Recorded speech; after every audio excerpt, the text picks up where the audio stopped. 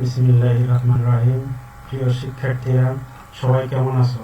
আশা করি সবাই ভালো আছো। আলহামদুলিল্লাহ, আমিও ভালো আছি। বর্তমানে মহামারীর সময়ে সবাই সুস্থতা থাকা এটাই সবচেয়ে বড় বিষয়। তো আজকের এই ক্লাসে তোমাদের সবাইকে স্বাগতম জুরানপুর আদর্শ বিশ্ববিদ্যালয় কলেজের পক্ষ থেকে।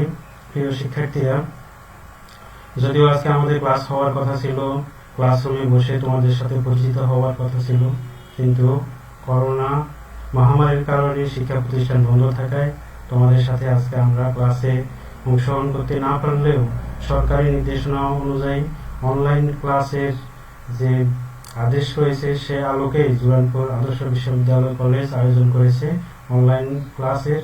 সেই ক্লাসে আমরা সবাই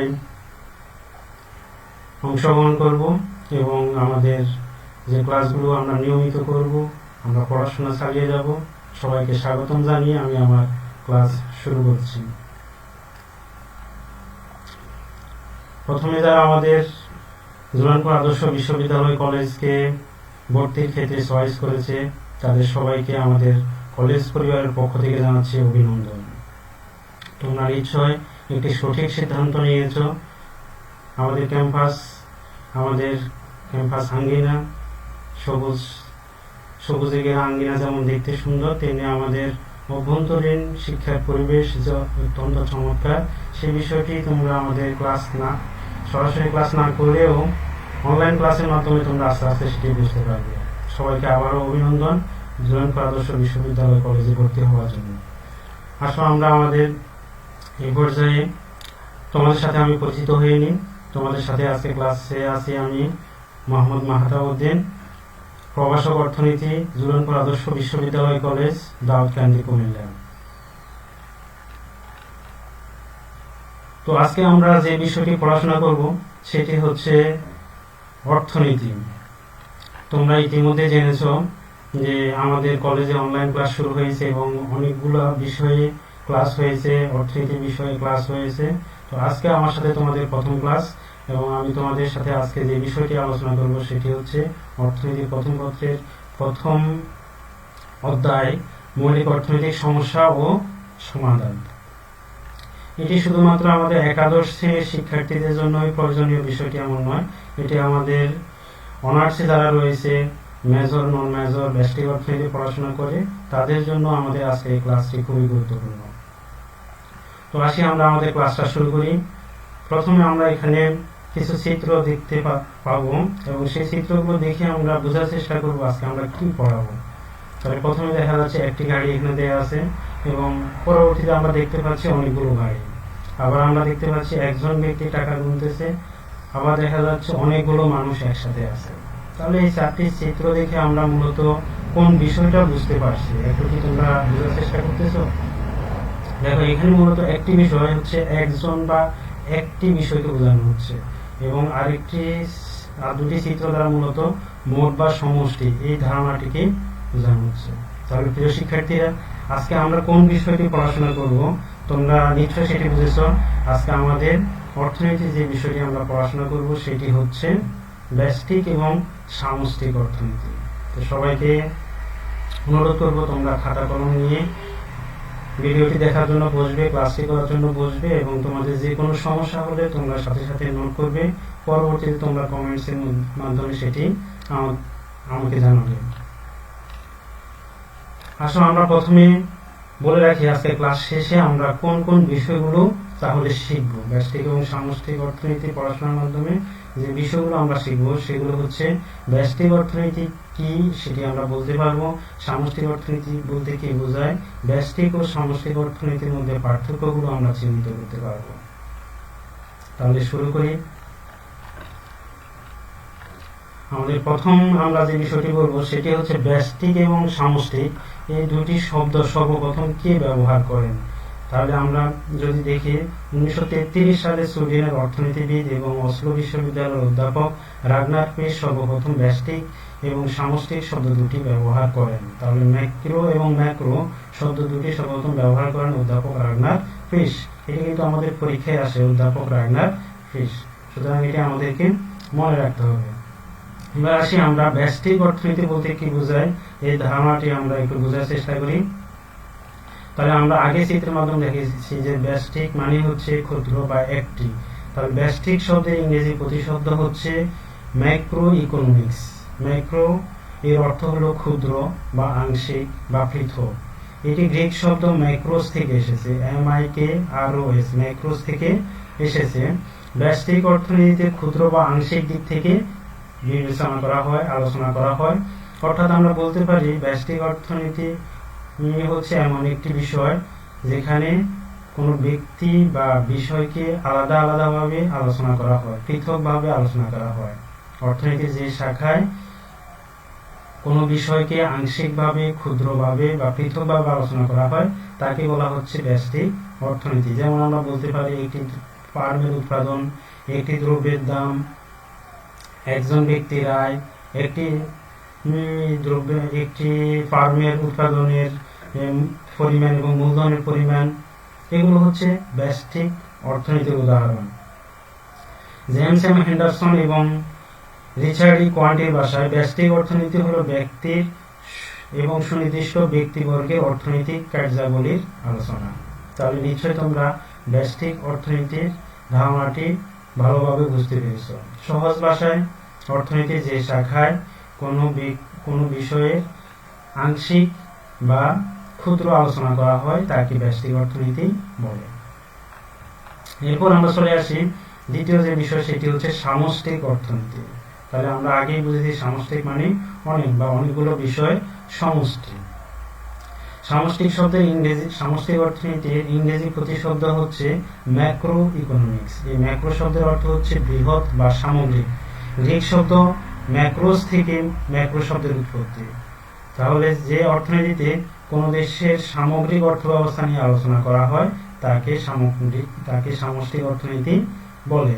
যেমন আমরা বলতে পারি একজন ব্যক্তির আয়, সেক্ষেত্রে সামষ্টিক অর্থনীতি হবে জাতীয় আয়। আমরা বলেছি ব্যষ্টিক অর্থনীতিতে একটি দ্রব্যের চাহিদা, তাহলে সামষ্টিক অর্থনীতিতে হবে মোট চাহিদা। একইভাবে মোট সুদ, মোট বিনিয়োগ, মোট মজুরির হার, দাম স্তর প্রভৃতি হচ্ছে সামষ্টিক অর্থনীতির আলোচ্য বিষয়।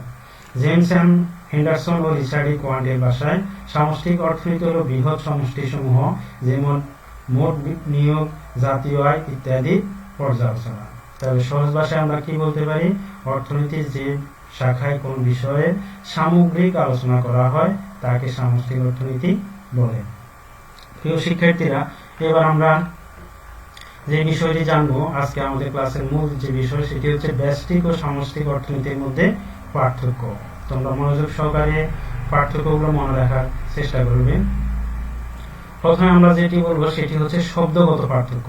আমরা ইতিমধ্যে জেনেছি ব্যষ্টিক শব্দের ইংরেজি প্রতিশব্দ হচ্ছে ম্যাক্রো এবং সামষ্টিক শব্দের ইংরেজি প্রতিশব্দ হচ্ছে ম্যাক্রো। তাহলে এই বিষয়টি আমরা বুঝতে পেরেছি, শব্দগত পার্থক্য। এরপর দ্বিতীয় যে বিষয়টি আমরা বলবো সেটি হচ্ছে সংজ্ঞাগত পার্থক্য। তাহলে সংজ্ঞাগত পার্থক্য আমরা বলে ফেলেছি ইতিমধ্যে, অর্থনৈতিক সমস্যাকে যখন একক বা ব্যক্তিগত দৃষ্টিকোণ থেকে বা আলাদা আলাদাভাবে আলোচনা করা হয় তখন তাকে ব্যষ্টিক অর্থনীতি বলে, এবং যখন কোনো দেশের অর্থনৈতিক সমস্যাকে সামগ্রিকভাবে বিশ্লেষণ করা হয় তখন তাকে সামষ্টিক অর্থনীতি বলে। 3 নম্বরে আমরা যে বিষয়টি বলবো সেটি হচ্ছে পরিধিগত পার্থক্য, অর্থাৎ ব্যষ্টিক অর্থনীতি এবং সামষ্টিক অর্থনীতি কোনটি কতটুকু বিস্তৃত। যেমন আমরা দেখতে পাচ্ছি প্রথমত একটি কুড়িঘর, তার মানে ব্যষ্টিক অর্থনীতির ধারণাটি সংকীর্ণ, ছোট, এবং যদি আমরা পরে চিত্র দেখি তাহলে দেখতে পাচ্ছি অনেকগুলো বিল্ডিং এর সমষ্টি, তার মানে আমরা বলতে পারি সামষ্টিক অর্থনীতির ধারণাটি বিস্তৃত। তাহলে ব্যষ্টিক অর্থনীতির ধারণাটি সংকীর্ণ এবং সামষ্টিক অর্থনীতির ধারণাটি বিস্তৃত। চতুর্থ যে বিষয়টি আমরা বলবো অর্থনীতির চিত্রজনিত পার্থক্য। তাহলে ব্যষ্টিক অর্থনীতির আলোচনায় একটি দেশের আংশিক চিত্র পাওয়া যায়, যেমন এখানে আমরা একটি ব্যাংকের চিত্র দেখতে পাচ্ছি, অর্থাৎ একটি দেশের মধ্যে একটি ব্যাংকের কি অবস্থা সেটি আমরা জানতে পারি ব্যষ্টিক অর্থনীতির মাধ্যমে। কিন্তু সামষ্টিক অর্থনীতির মাধ্যমে আমরা একটি দেশের পূর্ণাঙ্গ চিত্র জানতে পারি, এবং কোন দেশের অবস্থা সম্পর্কে জানতে হলে আমাদেরকে একটি দেশের সামষ্টিক অর্থনীতি সম্পর্কে জানতে হয়। যেমন আমরা কেন্দ্রীয় ব্যাংকের চিত্র দেখতে পাচ্ছি, এর মাধ্যমে আমরা বাংলাদেশের অর্থনৈতিক অবস্থা সম্পর্কে জানতে পারি। 5 নম্বর যে বিষয়টি আমরা বলবো সেটি হচ্ছে সমর্থনগত পার্থক্য, অর্থাৎ কারা ব্যষ্টিক অর্থনীতিকে সমর্থন করেন এবং কারা সামষ্টিক অর্থনীতিকে সমর্থন করেন। ব্যষ্টিক অর্থনীতির সমর্থক হচ্ছেন ক্লাসিক্যাল ও নিউ ক্লাসিক্যাল অর্থনীতিবিদগণ, এবং সেই ক্ষেত্রে ক্লাসিক্যাল অর্থনীতিবিদ এবং নিউ ক্লাসিক্যাল অর্থনীতিবিদ কারা সেই বিষয়টি তোমরা জেনে নিতে পারো। ক্লাসিক্যাল অর্থনীতিবিদ রয়েছেন অ্যাডাম স্মিথ এবং তার অনুসারী যারা তাদেরকে বলা হচ্ছে ক্লাসিক্যাল অর্থনীতিবিদ, এবং মার্শাল ও তার অনুসারী যারা রয়েছেন তাদেরকে বলা হচ্ছে নিউ ক্লাসিক্যাল অর্থনীতিবিদ। অপরদিকে আধুনিক অর্থনীতিবিদগণ সামষ্টিক অর্থনীতির সমর্থক। যেমন আধুনিক অর্থনীতিবিদদের মধ্যে অন্যতম হচ্ছেন দুইজনের চিত্র আমরা দেখতে পাচ্ছি। একজন হচ্ছে এল রবিন্স, যিনি অর্থনীতির সর্বজন গ্রাহ্য সংজ্ঞা দিয়েছেন, এবং অমর্ত্য সেন, যিনি ভারতীয় উপমহাদেশের মধ্যে সর্বপ্রথম অর্থনীতিতে নোবেল পুরস্কার পেয়েছেন। তাহলে এটি হচ্ছে আমাদের সমর্থনগত পার্থক্য। ক্লাসিক্যাল এবং নিউ ক্লাসিক্যাল অর্থনীতিবিদগণ ব্যষ্টিক অর্থনীতির সমর্থক এবং আধুনিক অর্থনীতিবিদগণ সামষ্টিক অর্থনীতির সমর্থক।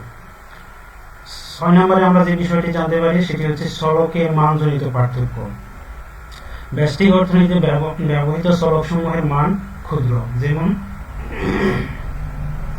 ব্যষ্টিক অর্থনীতিতে আয় বলতে ব্যক্তিগত আয়কে বোঝায়, যেমন একজন ব্যক্তির আয়কে আমরা এখানে বুঝতে পারতেছি।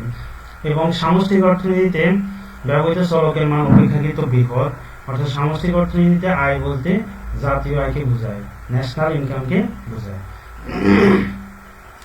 7 নম্বর আমরা বিষয়টা দেখি অর্থনৈতিক অবস্থানগত পার্থক্য। কোন দেশের প্রকৃত অর্থনৈতিক অবস্থা ব্যষ্টিক অর্থনীতির আলোকে নির্ণয় করা যায় না। যেমন এখানে কিছু শিশু খাবার কুড়িয়ে খাচ্ছে, কিন্তু এর দ্বারা বোঝা যায় না একটি দেশের অর্থনৈতিক অবস্থা কেমন। বরং সামষ্টিক অর্থনীতি দ্বারা একটি দেশের প্রকৃত অর্থনৈতিক অবস্থা নির্ণয় করা যায়। যেমন কেন্দ্রীয় ব্যাংকের হিসাব নিকাশের মাধ্যমে আমরা বাংলাদেশের অর্থনৈতিক অবস্থা সম্পর্কে জানতে পারি।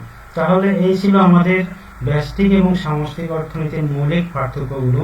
তোমরা নিশ্চয়ই এই পার্থক্যগুলো শিখেছো। তোমাদের কোনো সমস্যা হলে, বুঝতে সমস্যা হলে তোমরা কমেন্টসের মাধ্যমে জানাতে পারো।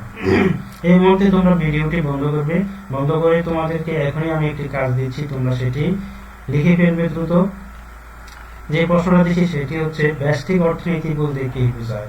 এতক্ষণ আমরা যে আলোচনা করেছি সেখান থেকে তোমরা নিশ্চয়ই এটি বুঝতে পেরেছো এবং খুব দ্রুত তোমরা এই অ্যান্সারটি লিখে ফেলবে। লেখার পরে আমরা দ্বিতীয়ত তোমাদেরকে এই বিষয়টি আরো বেশি করে পড়ার জন্য এবং বইয়ের সাথে তোমরা এই বিষয়টিকে সমন্বয় করে একটি নোট তৈরি করবে। সে বিষয়ে কি বিষয় নোট তৈরি করবে সেটি আমি তোমাদেরকে দিয়ে দিচ্ছি।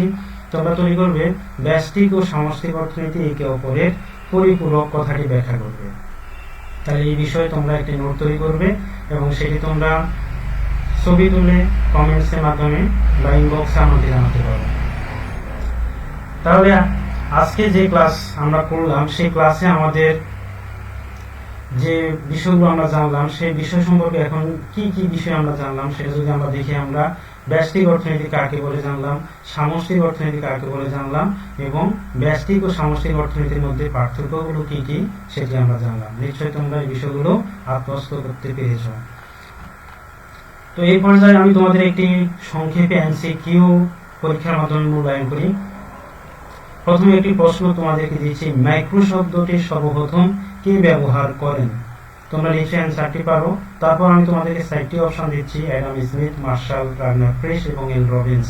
নিশ্চয়ই তোমরা সঠিক উত্তরটি ইতিমধ্যে বলতে পেরেছো, সেটি হচ্ছে রাগনার ফ্রিশ। দ্বিতীয় তোমাদেরকে আরেকটি প্রশ্ন দিচ্ছি, ম্যাক্রো শব্দ গ্রিক কোন শব্দ থেকে এসেছে? এটিও তোমরা খুব ভালোভাবে জানো। তারপর আমি 4টি অপশন দিচ্ছি, ম্যাক্রোস, ফিক্রোস, ম্যাক্রোস এবং ম্যাক্রোস। নিশ্চয় তোমরা দেখতে পাচ্ছ এখানে অনেকে ভুল করে বানানের ক্ষেত্রে, তোমরা ভালোভাবে দেখতেছো। শেষ অপশনটি হবে আমাদের অ্যান্সার, MAKROS। এটি হচ্ছে আমাদের অ্যান্সার। তো সবাইকে অসংখ্য ধন্যবাদ আজকের ক্লাসটি করার জন্য। তোমরা বাসায় বসে ক্লাসগুলো করবে। নিশ্চয় তোমরা কলেজে এসে ক্লাস করতে পারছো না, কিন্তু বাসায় বসে ক্লাসগুলো করার তোমাদের সুযোগ রয়েছে। এবং শুধুমাত্র জুনানপুর আদর্শ বিশ্ববিদ্যালয় কলেজের এই ক্লাসগুলো নয়, তোমরা এখন বাংলাদেশের সেরা সেরা শিক্ষকদের, সেরা সেরা কলেজের যে অনলাইন ক্লাসগুলো হয় সেগুলোকেও তোমরা ফলো করতে পারো। তাহলে তোমরা ভালোভাবে শিখতে পারবে। সময়কে ব্যয় না করে, অপচয় না করে তোমরা ক্লাসগুলো করবে, পড়াশোনার মধ্যেই থাকবে। বর্তমান যে মহামারী, সেই মহামারী থেকে আমাদের উত্তরণ ঘটবে। নতুন এক সূর্যোদয় আমরা দেখব, নতুন আগামীর স্বপ্ন দেখে, নতুন দিনের আকাঙ্ক্ষায় তোমাদের সাথে ক্লাসরুমে দেখা হবে সেই প্রত্যাশায় আজকের ক্লাস আমি এখানে শেষ করছি। সবাইকে অসংখ্য ধন্যবাদ।